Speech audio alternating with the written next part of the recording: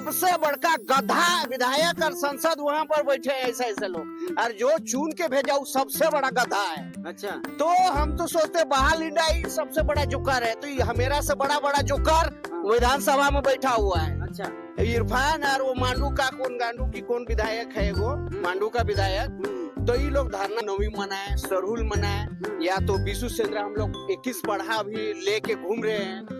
तो अगर हम लोग बाजा के भरोसे रह जाएंगे तो कहीं ना कहीं हमारी संस्कृति खत्म हो जाएगा। तो आप अपने संस्कृति को बजाएं, और डीजे आपके सहूलियत के लिए, यदि सामूहिक लोगों को अगर सहज महसूस होता है तो बेशक सरहुल में बजाइए, रामनवमी में बजाइए।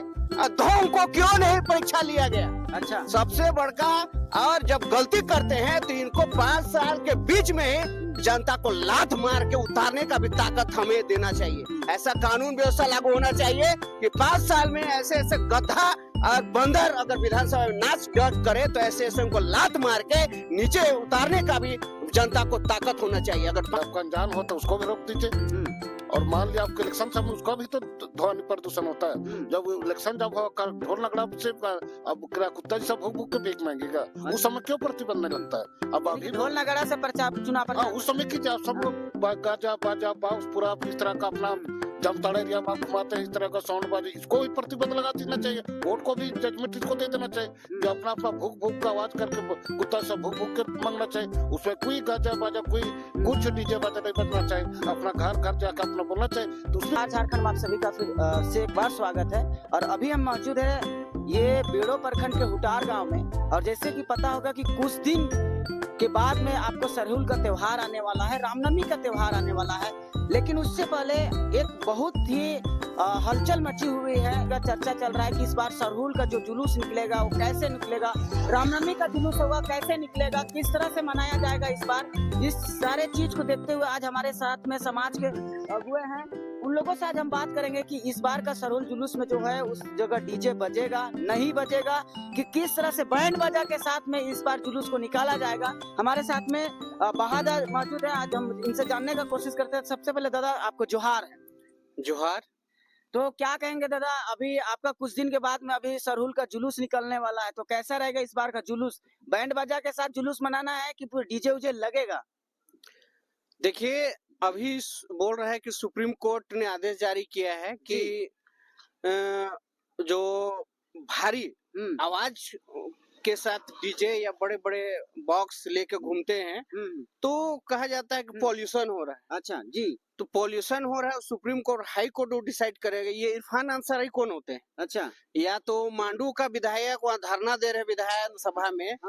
तो ये गधा लोग को अगर वोट दे के विधानसभा भेजेगा तो यही होगा। अच्छा, तो सबसे बड़ा गधा है जो वोट चुन के उनको दिया, भेजा है विधानसभा। अच्छा। किस कार्य के लिए आपको विधानसभा में भेजते हैं? विधायिका में बहस करने के लिए भेजा जाता है, ना कि वहाँ चुंगा और डीजे के लिए बहस करके लोगों का समय और विधानसभा का समय को बर्बाद करने के लिए भेजा जाता है।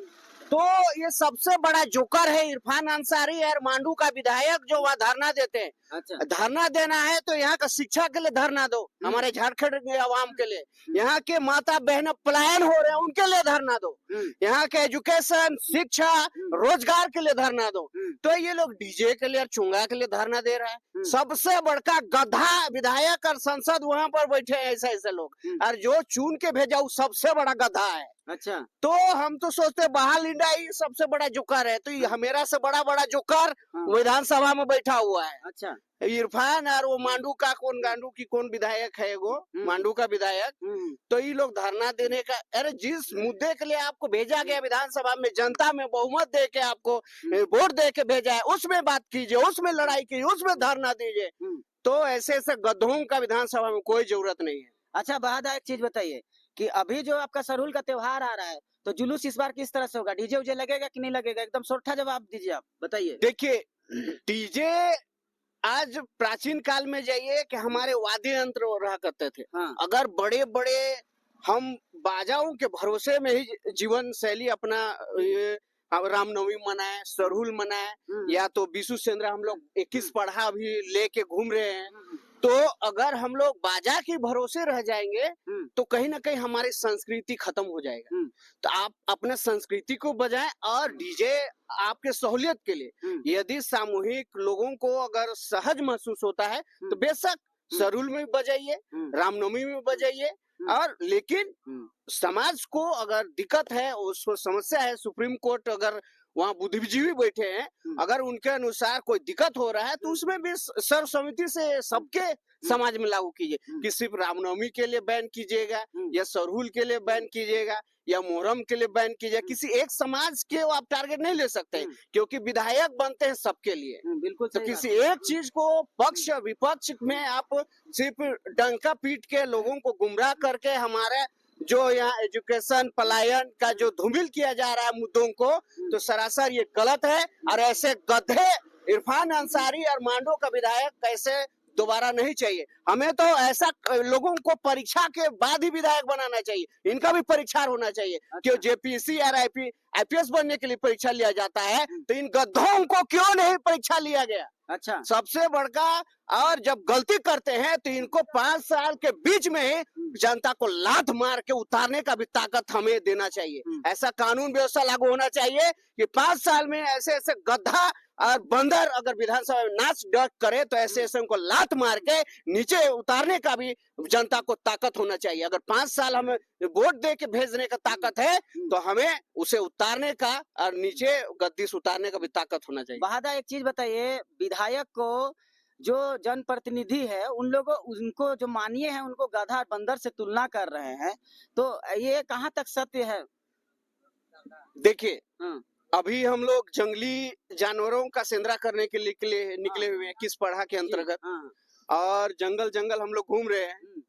तो एक पालतू, जैसे पालतू जानवर होते हैं और एक जंगली जानवर जो उत्पात मचाते हैं, तो हमको लगता है ये लोग जंगली जानवर है जो विधानसभा में उत्पात मचा रहा है। अरे आप एजुकेशन के बाद क्यों नहीं उत्पात नहीं मचाते हैं?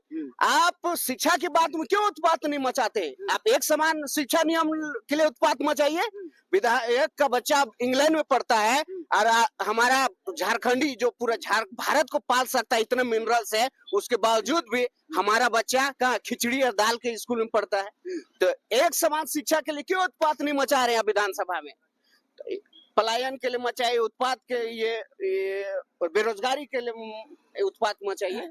तो हम सोचेंगे ये लोग शायद जंगली ये हो, बंदर हो गया, इसीलिए हमारे कंट्रोल से बाहर है ये लोग। चलिए ठीक है, हमारे साथ में जेल कैंप के एक वरीय नेता है जो कि आज केंद्रीय प्रधान, आज महासचिव है, उनसे भी जानने का प्रयास करते हैं कि दादा एक चीज ये बताइए कि सबसे पहले तो हमारे चैनल में आपको जोहार है। जोहार दादा, सबसे वालों को जोहार जी। अभी ये बताइए कि अभी कुछ दिन पहले अभी सरहुल का त्योहार आ रहा है, अभी जुलूस निकलना है, अभी रामनवमी का जुलूस निकलना, अभी सरना सनातन का, ऐसा बहुत ऐसे त्योहार आ रहा है जिसमें डीजे के बिना बहुत ऐसे परंपरा थी जो कि डीजे के बिना काम नहीं हो रहा था। तो इस बार पूर्णतः रूप से हाईकोर्ट का आदेश आ गया कि इस बार डीजे बंद किया जाएगा। तो ये इसको आप किस नजर से आप देखना चाहते हैं?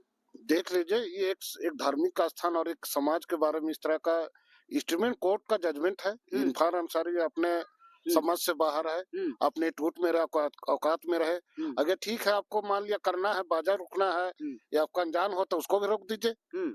और मान लिया आपके इलेक्शन समय उसका भी तो ध्वनि प्रदूषण होता है। जब इलेक्शन जब ढोल नगड़ा से अब कुत्ता जैसा भूख भूख के भीख मांगेगा, उस समय क्यों प्रतिबंध नहीं लगता है? अब अभी ढोल नगाड़ा से चुनाव प्रचार उस समय की सब गाजा बाजा बाउस पूरा इस तरह का अपना जमताड़ा एरिया में घुमाते हैं, इस तरह का साउंड बाजी, इसको भी प्रतिबंध लगा देना चाहिए। कोर्ट को भी जजमेंट इसको दे देना चाहिए जो अपना भूख भूख का आवाज करके कुत्ता से भूख भूख के मांगना चाहिए। उसमें कोई गाजा बाजा कोई कुछ डीजे बाजा नहीं बजना चाहिए। अपना घर घर जाकर अपना बोलना चाहिए। तो उसमें कहे लगाते रोड है पूरा चौरा में बोर्ड लगा जाए तो उसका गाजा बाजा डीजे उसको सब तरह का बंदी लगा देना चाहिए, उसको प्रतिबंध लगा देना चाहिए। लेकिन ये तो एक मतलब उसको कहा जाए अपना अहंकार में हजार है, सरकार है, इसलिए वो सरकार आती जाती 5 साल के बाकी बात देख लिया। हमारे इरफान अंसारी जी, हमारा समाज को ठेस पहुंचाने की तरह कदम मत कीजिए। अगर ऐसी है आपको कि अपना अजान 4 बजे होता है उसको भी आप वहाँ बंद करा दीजिए, ताकि जो सोने वाले छोटे छोटे बच्चे आते हैं उनको पर भी ध्वनि प्रदूषण उसमें भी क्षति हो सकता है, नींद हराम हो सकता है। आप उसके बारे में तो नहीं बोल रहे विधानसभा में।